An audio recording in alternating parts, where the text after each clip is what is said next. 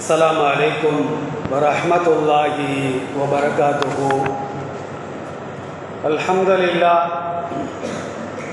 अल्हम्दुलिल्लाहि नहमदुहु व नस्तईनुहु व नस्तगफिरुहु व नु'मिनु बिहि व नतवक्कलु अलैहि व नऊज़ु बिल्लाहि मिन शुरूरि अनफुसिना व मिन सय्यिआति अअमालिना।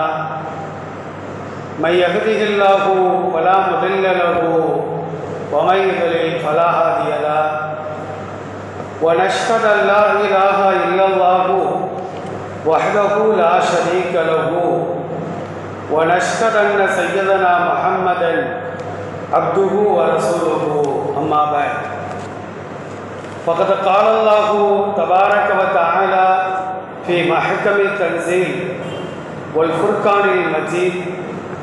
अऊज़ु बिल्लाहि मिनश शैतानिर रजीम। इन्नल्लाह व मलाइकतहु युसल्लूना अलन नबिय्यि या अय्युहल्लज़ीना आमनू सल्लु अलैहि व सल्लिमू तस्लीमा। अल्लाहुम्मा सल्लि अला मुहम्मदिन व अला आलि मुहम्मदिन कमा सल्लैता अला इब्राहीम व अला आलि इब्राहीम इन्नका हमीदुम मजीद। अल्लाहुम्मा बारिक अला मुहम्मदिन व अला आलि मुहम्मदिन कमा बारकता अला इब्राहीम व अला आलि इब्राहीम इन्नका हमीदुम मजीद। கணியத்திற்குரிய எல்லாம் வல்ல அல்லாஹ்வின் நல்லடியார்களே, பாசத்திற்குரிய இஸ்லாமிய பெரியோர்களே, அல்லாஹ்வுடைய மாபெரும் கிருபையினால் சங்கையான ஜும்மாவுடைய நாளையிலே சங்கையான ஒரு நேரத்தில் அல்லாஹ் நம்மை எல்லாம் ஒன்று சேர்த்து வைத்திருக்கின்றார். எல்லாம் வல்ல இறைவன் இந்த உலகில் நாம் வாழும் காலமெல்லாம் அல்லாஹ்விற்கும் அல்லாஹ்வுடைய திருத்தூதர் முஹம்மது ஸல்லல்லாஹு அலைஹி வஸல்லம் அவர்களுக்கும் முழுமையாக கட்டுப்பட்டு உண்மையான முஸ்லிம்களாக முஃமின்களாக இந்த உலகத்தில் வாழச் செய்து மரணிக்கின்ற தருவாயில் லா இலாஹா இல்லல்லாஹ் முஹம்மதுர் ரசூலுல்லாஹ் என்ற திருக்கலிமாவை மொழிந்து மரணமாகக்கூடிய பாக்கியத்தையும் மறுமை நாள் ஆகிரத்தில் நபிகள் நாயகம் ஸல்லல்லாஹு அலைஹி வஸல்லம் அவர்களோடு ஜன்னத்துல் ஃபிர்தௌஸில் அமரக்கூடிய பாக்கியத்தையும் எல்லாம் வல்ல இறைவன் எனக்கும் உங்களுக்கும் நம் குடும்பத்தாருக்கும் வருங்கால நம்முடைய சந்ததிகளுக்கும் காலம் சென்ற நம்முடைய முன்னோர்களுக்கும் முழுமையாக தந்தல் புரிவானாக. ஆமீன்.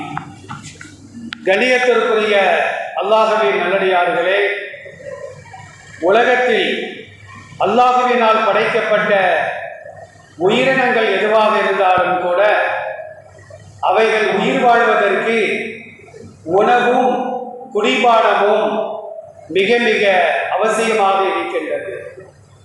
ஒரு சில தினங்கள் வேண்டுமானால் உணவில்லாமல் குடிபானம் இல்லாமல் மனிதர்களும் மற்ற ஜீவராசிகளும் வாழ முடியுமே தவிர உணவில்லாமல் குடிபானம் இல்லாமல் நிரந்தரமாக வாழ முடியுமா என்று சொன்னால் நிச்சயமாக முடியாது. எவ்வளவுதான் ஆரோக்கியமானவனாக இருந்தாலும் கூட அவனாலும் பசியையும் தாகத்தையும் தாங்கிக் கொள்ள முடியாது.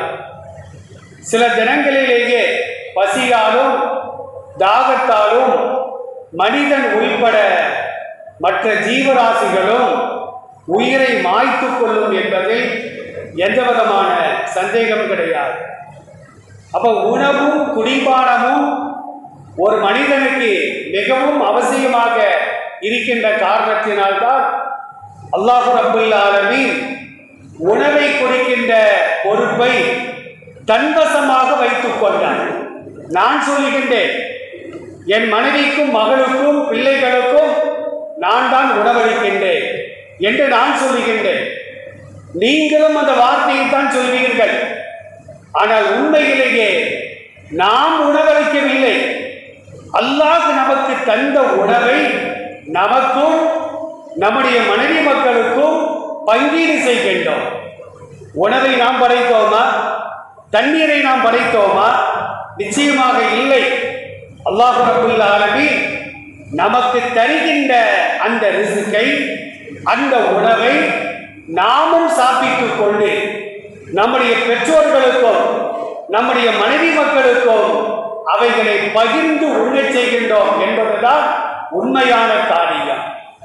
மாறாக அந்த ரிஸ்கை தரக்கூடிய பொறுப்பு முழுவதுமாக அது அல்லாஹ்வை சார்ந்தது. அல்லாஹ் ரப்பல் ஆலமீன் அல் குர்ஆனிலே 11வது அத்தியாயம் 6வது வசனத்திலே சொல்லி காட்டுகின்றான், வமா மின் தாபத்தின் ஃபில் அர்தி இல்லா அலல்லாஹி ரிஸ்குஹா. பூமியில் வாழக்கூடிய உயிரினங்கள் எதுவாக இருந்தாலும், மனிதன் உட்பட உயிரினங்கள் எதுவாக இருந்தாலும் அவர்களுக்கு உணவை கொடுக்கின்ற பொறுப்பு அது அல்லாஹ்வை சார்ந்தது என்று அல்லாஹ் ரப்பல் ஆலமீன் இந்த வசனத்திலே சொல்லி காட்டுகின்றார். அல்லாஹ் நாடினால் மழையை நிறுத்துவான். மழையை நிறுத்திவிட்டால் பூமியிலே எதுவும் உழைக்காது. பூமியில் ஒன்றும் உழைக்கவில்லை என்றால் மனிதனும் வாழ முடியாது, கால்நடைகளும் வாழ முடியாது, பறவைகளும் வாழ முடியாமல் போய்விடும் என்பதில் எந்த விதமான சந்தேகம் கிடையாது. அருமையானவர்களே, மனிதர்களுக்கு மட்டும் ஒரு கட்டுப்பாடு. மனிதன் உணவை சாப்பிட வேண்டும், பானங்களை அருந்த வேண்டும். ஆனால் ஒரு நிபந்தனை என்னவென்றால், அந்த உணவும் குடிபானமும் ஹலாலானதாக இருக்க வேண்டும், ஆகுமாக்கப்பட்டதாக இருக்க வேண்டும். உணவு ஆகுமாக்கப்பட்ட உணவுதான், குடிபானமும் ஆகுமாக்கப்பட்ட குடிபானம் தான். ஆனால் அடுத்தவருக்குரியது அதை எடுத்து நான் சாப்பிட முடியுமா? அவருடைய அனுமதி இல்லாமல் யாருடைய பொருளையும் எடுத்து சாப்பிடுவதற்கு இந்த மார்க்கத்தில் அனுமதி கிடையாது. நபிகள் நாயகம் ஸல்லல்லாஹு அலைஹி வஸல்லம் சொல்வார்கள், லா யஹில்லு மாலும்ரியின் இல்லா பிதீபி நஃப்ஸின் மின்ஹு. எனக்கு சொந்தமான ஒரு பொருள், ஒரு உணவு, ஒரு குடிபானம் அடுத்தவருக்கு எப்ப சொந்தமாக அப்படின்னா நான் மனதார அதை விட்டு கொடுக்க வேண்டும். சில பேர் என்ன செய்வாங்க தெரியுமா? நம்ம அனுமதி இல்லாமலேயே நம்ம பாக்கெட் உள்ள பேனாவை எடுத்துருவாங்க, நம்ம தொப்பியை தூக்கி அவங்க தலையில போட்டுருவாங்க. நாம் அதை விரும்பினால் பரவாயில்லை, நம்ம அனுமதி இல்லாம எடுக்கிறாங்க, நம்ம அனுமதி இல்லாம பயன்படுத்துறாங்க அப்படிங்கிற எண்ணம் நம்முடைய உள்ளத்தை தோன்றுமானால் அந்த பொருள் ஹலாலாக இருந்தாலும் கூட அவரை பொறுத்த மட்டிலும் அது ஹராம், தடை செய்யப்பட்ட காரியம் என்று நபிகள் நாயகம் ஸல்லல்லாஹு அலைஹி வஸல்லம் சொல்வார்கள். அப்ப எனக்குரிய பொருளாக இருக்க வேண்டும், எனக்கு சொந்தமான பொருளாக இருக்க வேண்டும், மார்க்கம் அதை ஆகுமாக்கி இருக்க வேண்டும். அப்படிப்பட்ட உணவைத்தான் நான் சாப்பிட வேண்டும், என் மனைவி மக்களுக்கு நான் கொடுக்க வேண்டும், அப்படிப்பட்ட பானத்தை தான் நான் அருந்த வேண்டும். இந்த கட்டுப்பாடு மனிதர்களுக்கு மட்டும்தான் உண்டு. மனிதன் அல்லாத கால்நடைகளுக்கு உண்டா? அதே நேரத்தில் பறவைகளுக்கு உண்டா? செல்லப்பிராணிகளுக்கு உண்டா? நிச்சயமாக கிடையாது. அரபு நாடுகள்ல என்னுடைய தோட்டத்தில் என் அனுமதி இல்லாமல் அடுத்தவருக்கு சொந்தமான ஒரு ஒட்டகம் வாய் வைத்து தண்ணீரை குடித்து விட்டால் பரம்பரையாக சண்டை போடுவார்கள். இறைக்கின்ற தருவாயிலே மகனை அழைத்து சொல்வார்களாம், மகனே, அந்த குலத்தை சார்ந்த ஒருவருக்கு சொந்தமான ஒரு ஒட்டகம் நம்முடைய கிணற்றில் வாய் வைத்து விட்டது. நான் இருக்கிற வரைக்கும் சண்டை போட்டேன், நான் மவுத்தாக போறேன், நீ இருக்கிற வரைக்கும் நீ சண்டை போடணும். நீ மவுத்தாகிற நேரத்துல உன் பிள்ளைகளை அழைத்து நீ சொல்ல வேண்டும். பரம்பரையாக அந்த சமுதாயம் சண்டையிட்டு வந்தது. இந்த சண்டையை ஓய்த்தது யார் என்று சொன்னால் நபிகள் நாயகம் ஸல்லல்லாஹு அலைஹி வஸல்லம் அவர்கள்தான். அப்போ கால்நடைகளுக்கோ பறவைகளுக்கோ இந்த கட்டுப்பாடு கிடையாது. இது அடுத்தவருக்கு சொந்தமான விளைநிலம் அல்லவா, இதை நாம் சாப்பிடலாமா? அடுத்தவருக்கு சொந்தமான கிணறாக இருக்கின்றதே, அதில் தண்ணீரை நாம் அருந்தலாமா என்ற கட்டுப்பாடுகள் பறவைகளுக்கும் கிடையாது, கால்நடைகளுக்கும் கிடையாது. நமக்கு மட்டும்தான் அது உண்டு என்பதை நபிகள் நாயகம் ஸல்லல்லாஹு அலைஹி வஸல்லம் அவர்களும் அல்லாஹ் ரப்பல் ஆலமீனும் சொல்லி காட்டுகின்றார்கள். அருமையானவர்களே, அதே நேரத்தில் நமக்கு சொந்தமான ஹலாலான உணவுதான், ஹலாலான பானம்தான். ஆனால் அந்த உணவோ பானமோ கெட்டுவிட்டால் அதை நாம் சாப்பிடலாமா? சாப்பிடுவதற்கு ஹராம், சாப்பிடுவது கூடாது என்பதாக அல்லாஹ் ரப்பல் ஆலமீனும் நபிகள் நாயகம் ஸல்லல்லாஹு அலைஹி வஸல்லம் அவர்களும் சொல்லி காட்டுவார்கள். எல்லோருக்கும் ஒரு கெடு உண்டு. மனிதன் உள்பட ஒரு கட்டடத்தை நாம் எடுத்துக்கொண்டால் 50 ஆண்டுகள் அதற்கு உத்தரவாதம் கொடுப்பார்கள். சில கட்டடங்கள் 50ஐ தாண்டியும் உறுதியாக இருக்கும். சில கட்டடங்கள் அரசு கட்டிடங்களாக இருக்கட்டும், 10 வருஷம் கொடுத்தாங்கன்னா 1 வருஷத்துல இடிச்சு விழுந்துடும். சில கட்டிடங்கள் கெட்டுப்போதே இடிச்சு விழுந்துடும், அரசாங்கம் கட்டக்கூடிய கட்டடங்கள். அதுபோன்றுதான் நாம் உண்ணுகின்ற உணவு, அருந்துகின்ற பானம், உட்கொள்கின்ற மாத்திரை மருந்துகள் எல்லாவற்றிற்கும் காலாவதி என்பது நிச்சயமாக உண்டு. அந்த காலாவதியாகிவிட்ட, எக்ஸ்பிரி ஆகிவிட்ட உணவை சாப்பிடலாமா? பானங்களை அருந்தலாமா? மாத்திரை மருந்துகளை சாப்பிடலாமா என்றால் நிச்சயமாக கூடாது. அல்லாஹ் ரப்பல் ஆலமீன் ஒரு வசனத்திலே மிக தெளிவாக சொல்லி காட்டுகின்றான், வஅன்ஃபிகூ ஃபீ ஸபீலில்லாஹ், அல்லாஹ்வின் பாதையிலே செலவு செய்யுங்கள். வலா துல்கூ பி ஐதீக்கும் இலத் தஹ்லுகா, நாசத்தின் பக்கம், அழிவின் பக்கம் உங்கள் கரங்களை நீங்கள் போடாதீர்கள். இதை சாப்பிட்டா அழிவு ஏற்படும், இதை அருந்தினால் அழிவு ஏற்படும், இந்த மாத்திரையை சாப்பிட்டால் சாவு உண்டாகும், பின்விளைவுகள் ஏற்படும் என்று இருக்குமானால் அது எனக்கு சொந்தமான சாப்பாடு தானே, அது காலாவதியான எனக்கு என்ன என்று நாம் மீறி சாப்பிட்டு நமக்கு ஏதாவது ஒரு தொல்லைகள் ஏற்படுமானால் அதற்கு நாம் தான் பொறுப்பேற்க வேண்டும் என்பதை இந்த வசனத்திற்கு விளக்கமாக சொல்லி காட்டுகின்றார்கள். அருமையானவர்களே, அப்ப காலாவதியான உணவுகளை, பானங்களை, மருந்து மாத்திரைகளை நாம் உட்கொள்வது, குறிப்பாக இஸ்லாமிய சமூகம் அதை சாப்பிடுவது என்பது இஸ்லாத்தை பொறுத்த மட்டிலும் அது ஹராமான காரியம் என்பதாக அல் குர்ஆனும் அல் ஹதீஸும் சொல்லி காட்டுகிறது. ஒரு பொருள் கெட்டுவிட்டது என்பதை நாம் எப்படி கண்டுபிடிப்போம்? சொல்லித் தெரிய வேண்டிய அவசியமே கிடையாது.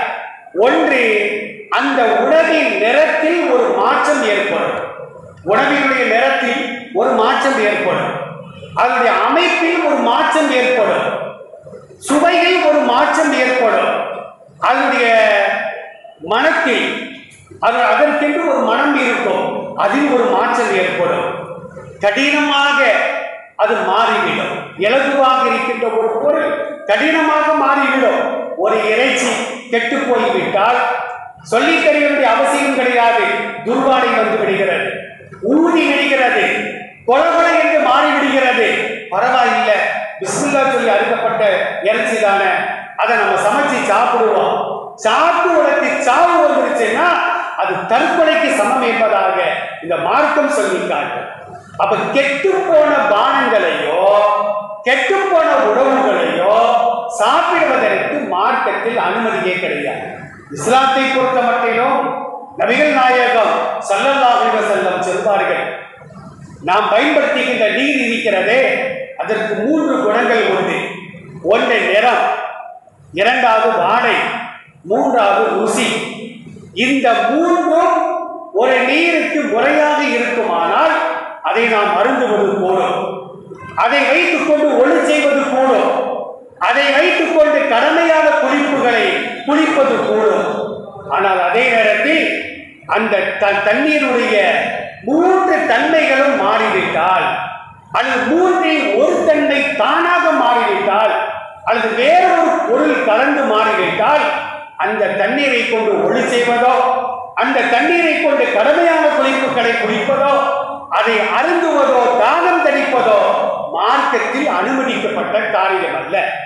தண்ணீருக்கு ஒரு நிறம் உண்டு, தண்ணீருக்கு ஒரு ருசி உண்டு.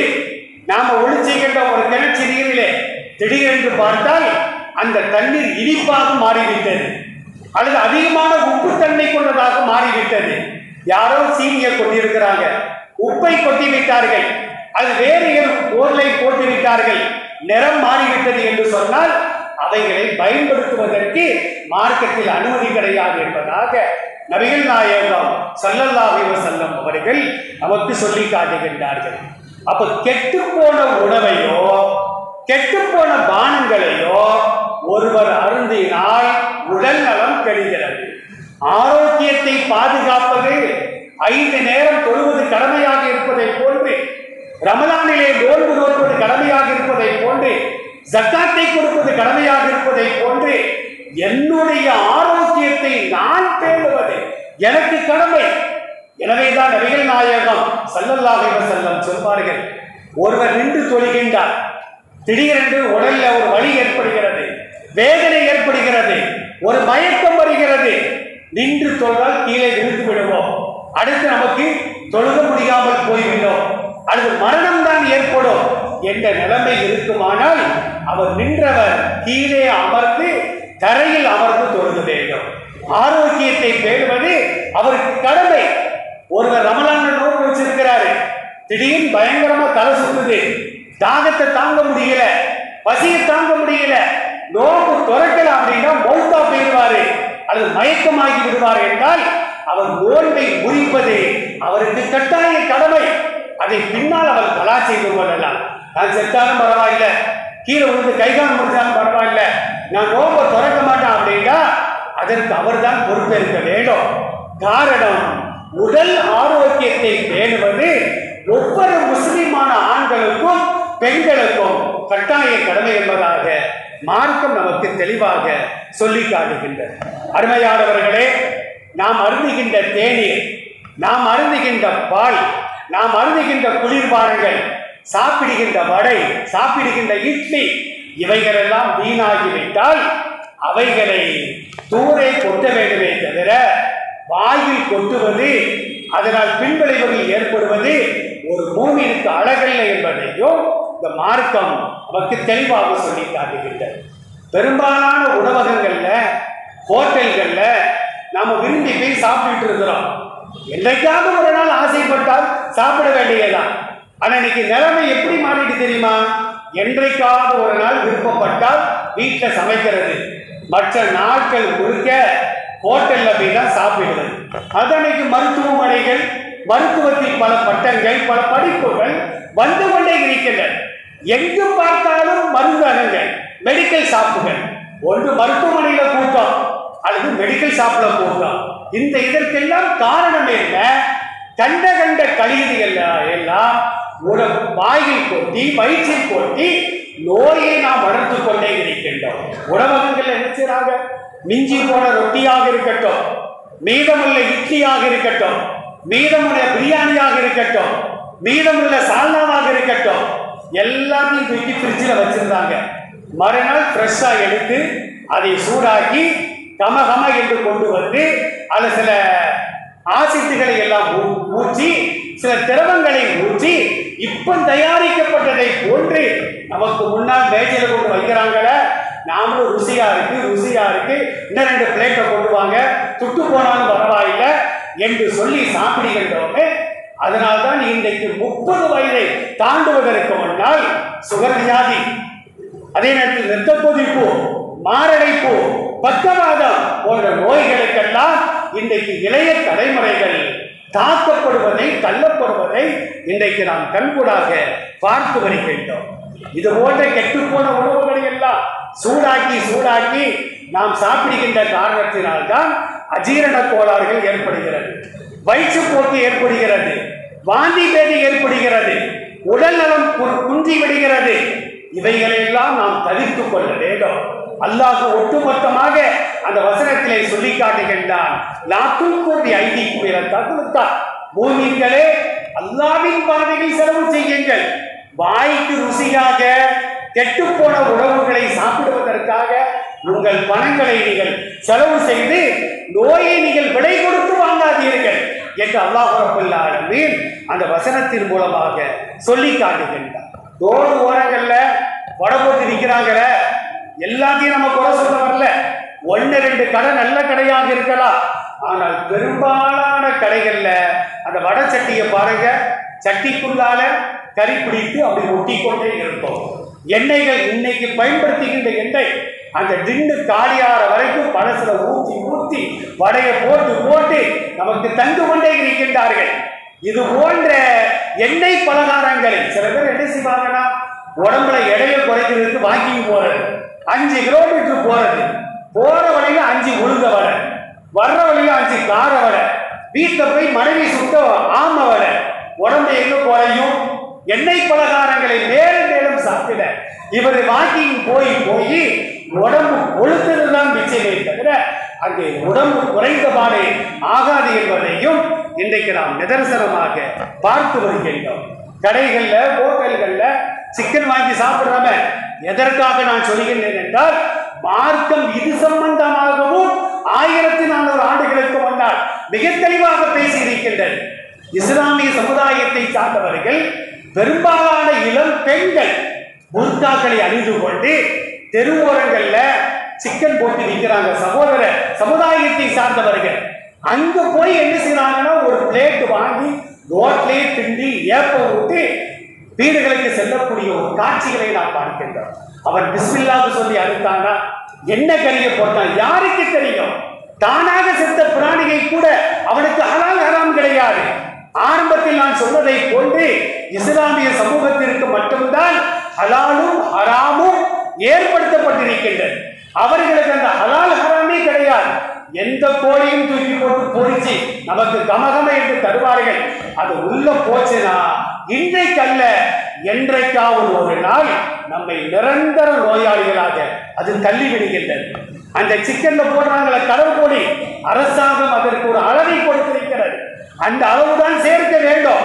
ஆனா பெரும்பாலான கடைகள்ல அளவுக்கு அதிகமாக பார்ப்பதற்கு கவர்ச்சியாக இருக்க வேண்டும் என்பதற்காக அளவுக்கு அதிகமான பொடிகளை போட்டு அதை நமக்கு தருகிறார்கள். அதை நம்ம கையில பட்டாலேயே கையில பட்ட அந்த கலர் செல்வதற்கு 1 வாரம் பிடிக்கிறது. இந்த கையில உள்ள கலர் போவதற்காக சோப்பு போட்டு கழுகுறோம், என்னமெல்லாம போட்டு கழுகுறோம், அது போகவே மதிக்கின்றது. அந்த கலர் நம்முடைய மென்மையான குடல்களில், மென்மையான வயிற்று உறவு அறைகளில் அது கொஞ்சம் கொஞ்சமாக படிந்து படிந்து ஒரு அடைப்பை ஏற்படுத்தி கடைசியில் பார்த்த அல்சர் வியாதி, வயிற்று வலி, கிட்டில கல்லு, இது போன்ற நோய்களுக்கெல்லாம் இன்றைக்கு இளைய தலைமுறைகள் தள்ளப்படுகின்ற ஒரு காரியத்தை நாம் கண்கூடாக பார்த்து வருகின்றோம். அருமையானவர்களே, ஃபாஸ்ட் ஃபுட்டு பெரும்பாலான இடங்கள்ல புதுசு புதுசா முளைச்சிக்கிட்டே இருக்குது. அது பெரும்பாலும் வடக்கன்ஸ் தான் அந்த ஃபாஸ்ட் ஃபுட்டை வைத்திருக்கிறார்கள். நன்றாக நாம் கவனித்துக் கொள்ள வேண்டும். இந்த ஃபாஸ்ட் ஃபுட் இருக்குத அதை பெரும்பாலும் இன்னைக்கு இளைய தலைமுறைகள் உணவாகவே உட்கொள்கிறார்கள். அதை ஒரு சாப்பாடாகவே சாப்பிட்டு வருகின்றார்கள். அதை சீக்கிரமா ஃபாஸ்டா போய் சேர்ந்துருக்காங்க. 40 வயசு கூட தாண்டது இல்லை. பல வகையான நோய்கள், கண்ணில் கோளாறு, காதுல கோளாறு, சுவாசனையில கோளாறு, நாக்குல கோளாறு, உடம்பு முழுக்க நோயாகவே அவர்கள் தள்ளப்படுவதையும் இன்றைக்கு நாம் பார்த்து வருகின்றோம். சுகாதாரமற்ற அந்த உணவுகள், அந்த உணவை தயாரிக்கின்ற பாத்திரங்கள், அந்த உணவகங்கள் வைக்கப்படுகின்ற இடங்களை பாருங்க, சாக்கடைக்கு பக்கத்துல தான் வச்சிருப்பான். நாம எல்லாம் யூடியூப்ல பார்த்திருப்போம். ஒரு வடக்கன் என்ன செய்யறான் அப்படின்னா, சாப்பிட்டு போடப்பட்ட தட்டுகளை எல்லாம் சாக்கடை தண்ணீர்ல கழுவிட்டு இருக்கிறான். சாக்கடை தண்ணீரில் கழுவுகின்றான். அதில் தான் நமக்கு அந்த உணவுகளையும் வைத்து தருகின்றான். அவன் தயாரிக்கின்ற பஞ்சு மிட்டாய் தமிழக அரசு தடை செய்திருக்கிறது. பஞ்சு மிட்டாய் சாப்பிடுவதன் மூலமாக குழந்தைகளுக்கு கேன்சர் வருகிறது. அந்த பஞ்சு மிட்டாய பாக்கெட்ல அடைக்கிறான, வாய் வச்சு ஊதுறான். பான்றாக்கு போடாத வடக்கன் எவனாச்சும் உண்டா? அந்த பான்றாக்கு போடப்பட்ட வாயினால் அந்த கவரை ஊதி பஞ்சு மிட்டாயை உள்ள தள்ளா அப்படின்னா வாய் உள்ள கிருமிகளும் சேர்ந்து பஞ்சு மிட்டாயோடு அந்த பிஞ்சி குழந்தைகளின் உள்ளங்களுக்குள்ளால் வாய்களுக்குள்ளால் செல்லக்கூடிய ஒரு காட்சிகளை நாம் பார்த்து வருகின்றோம். பெரும்பாலான இஸ்லாமிய இளம் பெண்கள், இளைஞர்கள் பானிபூரியை விரும்பி சாப்பிடுறாங்க. கொஞ்சம் சிந்தித்து பார்க்க வேண்டும். குர்ஆனுக்கு மாற்றமான ஒரு செயல் அந்த பானிபூரியை சாப்பிடுவது என்பது தெளிவாகவே சொல்லலாம். வலாத்துல் கூடி ஐதீக்கும் இல தகுலக்கா, அந்த ஆயத்திற்கு மாற்றமான ஒரு செயல். அந்த பானிபூரி தயாரிக்கிறாங்களே, அந்த பூரி எப்படி தயாரிக்கிறாங்க அதையே எடுத்து போட்டுருக்கிறாங்க யூடியூப்ல.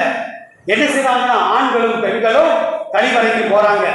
அதே காலோடு காலை வச்சுதான் மிதிக்கிறான். அந்த மாவை பிசைகிறான். எலி வந்து சாப்பிடுது, அந்த மாவை சாப்பிடுது. எலியை துரத்தி விடுதான். ஒரு பெருச்சாளி ஓடி வருது, பள்ளி வந்து விழுது. அதையெல்லாம் கவனிக்கிறது இல்லை. இதுல மாவை குழைக்கும் போது ஒரு பெண் என்ன செய்யறா தெரியுமா? பான்றாக்கு போட்டு அதிலே துப்புறாங்க. அதையும் சேர்த்து என்ன செய்யறாங்கன்னா அந்த மாவை குழைத்து விடுகிறார்கள். அந்த பானி தயாரிக்கிறாங்களே, அந்த பானியில கண்ட கண்ட மாவையெல்லாம் போடுறாங்க. உப்பள்ளி போடுறான், அஜினமோட்டா போடுறாங்க, என்னமெல்லாமோ பொடியை போடுறாங்க. அது எல்லாம் வயிற்றுக்கு கேடு செய்யக்கூடிய பொருட்கள் என்பதை நாம் எண்ணி பார்க்க வேண்டும். சமீபத்தில் சென்னையில ஒரு வடக்கன் என்ன செய்யறான் அப்படின்னா, பெரிய பாத்திரத்துல பானையை வச்சிருக்கிறான். அந்த பூரியில ஊறக்கூடிய பானை அதை எடுத்து சின்ன ஒரு பாத்திரத்தில் மாற்றிக்கின்றான். அந்த கப்பை எடுத்து அங்கேயே சிறுநீர் கழிக்கிறான். அந்த கப்பலையே சிறுநீர் கழிக்கிறான். சிறுநீர் கழித்து விட்டு அந்த சிறுநீரை கூட எரிந்து விட்டு கப்பை கழுத கூட இல்லை, மறுபடியும் பானை எடுத்து ஊற்றுறான். இதையெல்லாம் நாம் சாப்பிட வேண்டுமா?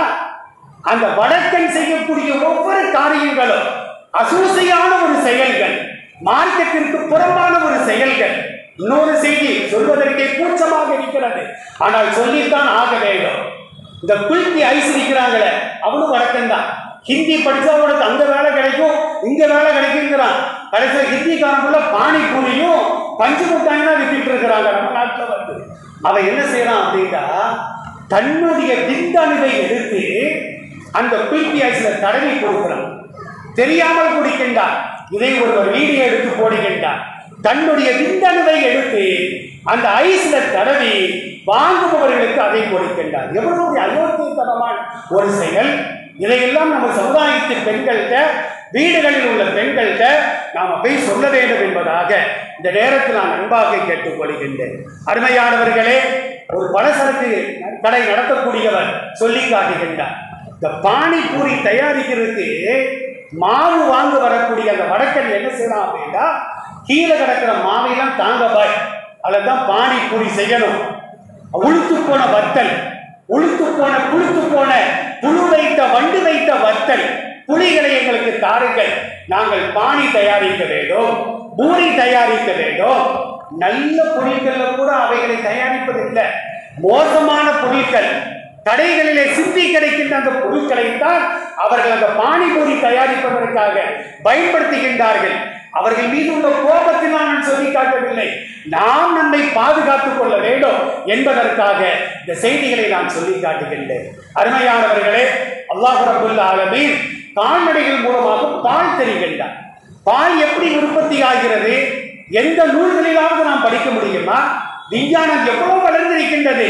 எந்த ஒரு விஞ்ஞானியாவது கால்நடைகளின் வயிறுகளிலே பால் எப்படி உற்பத்தி ஆகிறது யாராவது சொல்லி இருக்கிறார்களா? ஆனால் 1400 ஆண்டுகளுக்கு முன்பே பால் உற்பத்தி எப்படி என்பதை அல்லாஹ் ரப்பல் ஆலமீன் அல் குர்ஆனிலே சொல்லி காட்டுகின்றார். 16வது அத்தியாயம் 66வது வசனத்தை நாம் திறந்து பார்க்க வேண்டும். வஇன்னலக்கும் ஃபில் அன்ஆமி லஇபரா. கால்நடைகளில், கால்நடை என்று சொன்னால் ஆடு, மாடு, ஒட்டகம், இந்த மூன்றுக்கும் தான் கால்நடை என்று சொல்வார்கள். அவை எவைகளை குர்பானி நாம் கொடுக்கிறோமோ அவைகளுக்கு பேர் தான் கால்நடை. அந்த கால்நடைகள்ல நாம எப்படி அந்த பாலை உற்பத்தி ஆக்குகிறோம் அப்படின்னா, அல்லாஹ் சொல்லுகின்றான், நுஸ்தீக்கும் மின்மாதி புத்தூனிகி மின் பைனி பரிசின் வதமின் லபனன் ஹாலிசன் சாயிகன் லிஷாரிதி. அல்லாஹ் சொல்லுகின்றான், சாணம், கழிவு இருக்கிற கழிவுக்கும் இரத்தத்திற்கும் இடைப்பட்ட இடத்திலிருந்துதான் தூய்மையான, அருந்துவதற்கு சுவையான அந்த பாலை நாம் உற்பத்தி செய்கிறோம். அந்த கால்நடைகள் வயிறுகளை அல்லாஹ் 3 பாகமாக பிரிக்கின்றார். கீழே சாணம், மேல ரத்தம், நடுவுல பால் உற்பத்தி. பால் வாங்கி மோந்து பாருங்க, சாணி வாடையும் அடிக்காது, ரத்த வாடையும் கிடையாது, அதற்கென்று தனி ஒரு வாடை. இந்த கால்நடைகளின் வயிறுகள்ல தூய்மையான பாலை அல்லாஹ் தருகின்றார். ஆனா இன்னைக்கு பெரும்பாலான பால் வியாபாரிகள் என்ன செய்யறாங்க தெரியுமா? இந்த பெண்களுக்கு பேறுகால நேரத்துல வழி வருவதற்காக ஒரு இன்ஜெக்ஷன், ஒரு ஊசி போடுவாங்க. அந்த ஊசியை வாங்கி கறவை மாடுகளுக்கு செலுத்திவிட்டால் 10 லிட்டர் கறக்கக்கூடிய மாடு 30 லிட்டர் பாலை கறக்கும். ஏன் தெரியுமா? இந்த சாணம், ரத்தம் எல்லாம் சேர்ந்து பாலா மாறிவிடும்.